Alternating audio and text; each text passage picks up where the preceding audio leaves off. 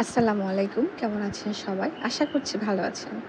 আমি বাচ্চাদের নিয়ে টুকটাক শপিং করতে খুলশী শপিং মলে যাচ্ছিলাম। যেহেতু এখন সামার সিজন চলছে। তো বাচ্চাদের জন্য একটু কটন টাইপের একটু গেঞ্জি বা একটু গরমে পরা যায় এমন কিছু ড্রেস কিনবো। আর যেহেতু কুরবানির জন্য বাড়িতে যাবো, কুরবানির ঈদের জন্য। সো ওখানে একটু একটু গরমের কিছু কাপড় যেগুলো একটু ওরা কমফোর্ট ফিল করবে এই টাইপের কিছু ড্রেস কিনবো, সেই জন্যই যাচ্ছি। তো চলুন আমাদের সাথে। আশা করছি আজকে শপিংয়ের ব্লগটা আপনাদের ভালো লাগবে।